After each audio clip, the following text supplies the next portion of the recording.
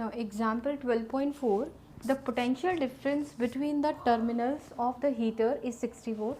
आपको V given है 60 volt. It draws a current of 4 ampere और उसमें से कितना करंट निकल रहा है?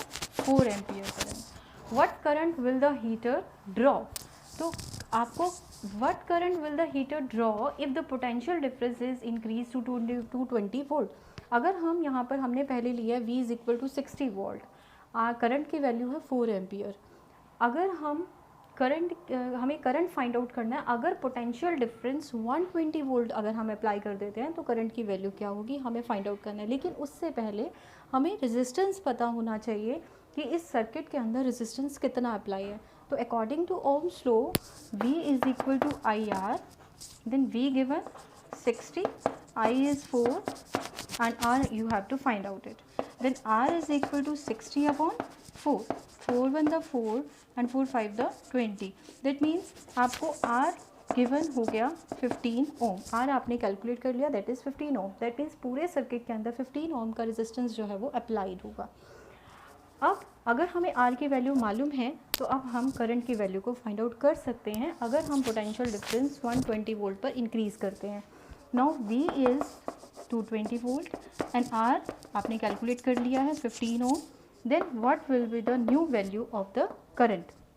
Then according to Ohm's law VI is equal to V upon R. Then V is 120, R is 15, then 15 is 120.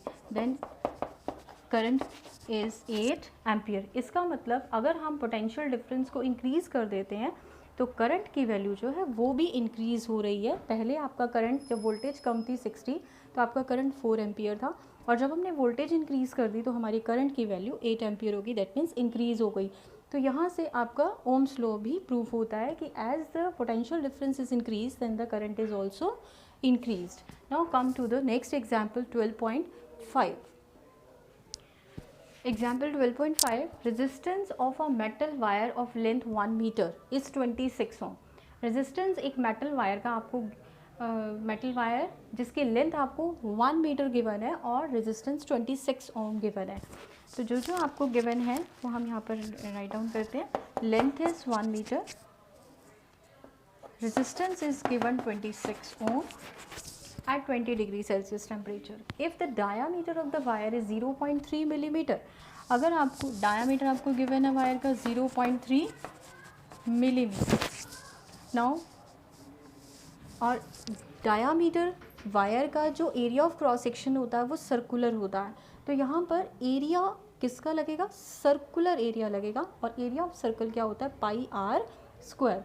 तो उससे पहले हमें इस डायमीटर से रेडियस फाइंड आउट करनी है. अगर हम यहाँ से रेडियस फाइंड आउट करते हैं तो it will be half of the diameter 0.3 millimetre upon 2. As there is the radius is in millimetre so convert it into metre, that is in SI units. Then 0.3 upon 2 multiply 10 raised to the power -3 metre. What will be the resistance of the metal at that temperature? इसी temperature पर यानी 20 degree Celsius temperature पर आपको metal की resistivity को find out करना है. और आपने फॉर्मूला मैंने आपको बताया था R is equal to rho L upon A. ये फॉर्मूला हम पहले कर चुके हैं. R is equal to rho L upon A. यहाँ से हम रो फाइंड आउट करेंगे. Rho is equal to R A upon L. अब अगर हम यहाँ पर वैल्यूज़ देखें, R की वैल्यू हमें गिवन है, एरिया हमें फाइंड आउट करना होगा, लेंथ आपको गिवन है. तो हम सेपरेटली पहले एरिया को फाइंड आउट करेंगे. Area is equal to pi R square.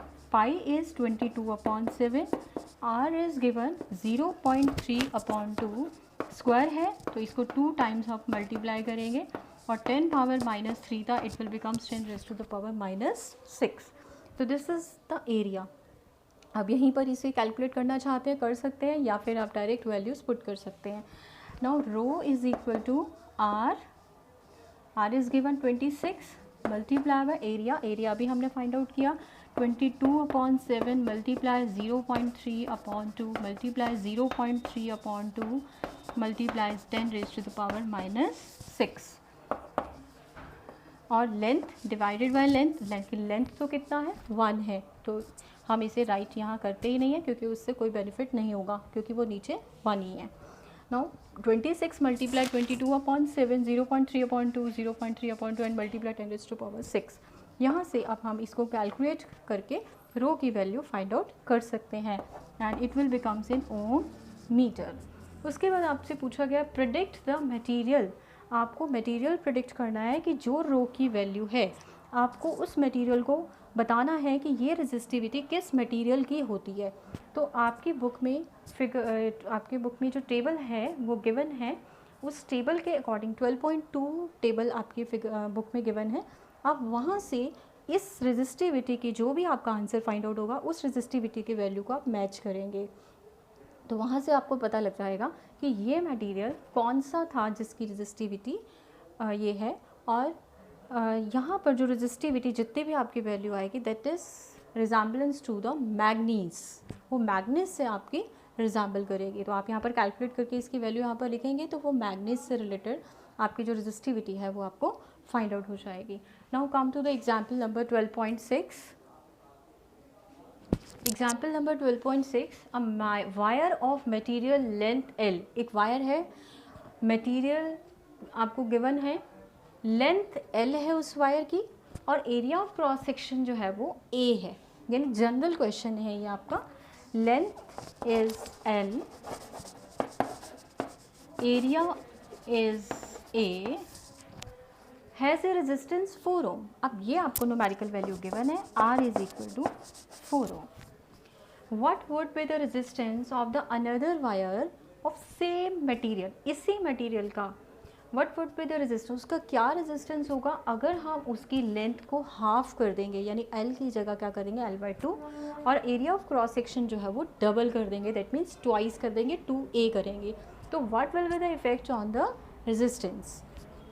तो अगर आपके पास रेजिस्टेंस 4 ओम है, कब? जब आपकी लेंथ L है और एरिया A है, then R is equal to rho L/A। That means this is, let us consider this is R1 equal to rho L/A। This is the first equation. Now that means R1 कितना है 4, यानी 4 is equal to rho L/A हो गया। आप इसे first consider कर लीजिए, आप 4 is equal to rho L/A। Now what would be the resistance if the length is becomes to L/2 and area becomes doubled, यानी 2A।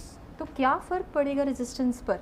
यानी let suppose this is R2, this is a new resistance R2 is equal to rho L कितना है L/2, area is 2A, that means it will becomes rho L/4A, it will becomes 4।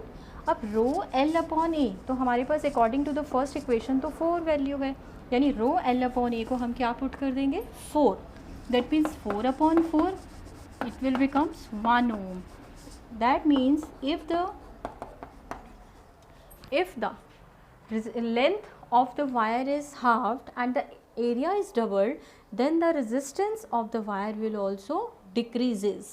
If the length is halved, area is doubled, then the resistance of the wire will decreases and in return the current will also increases. यहाँ पर आपको current की value find out करने के लिए नहीं बोली है, लेकिन इस क्वेश्चन से ये ऑब्जर्व होता है कि जैसे जैसे हम लेंथ को हाफ करेंगे, एरिया को डबल करेंगे, तो आपका जो रेजिस्टेंस है उसकी वैल्यू क्या हो जाती है डिक्रीज़ हो जाती है, और अगर रेजिस्टेंस की वैल्यू डिक्रीज़ होती है तो लेंथ क्या हो जाती है इंक्रीज़ हो जाती है।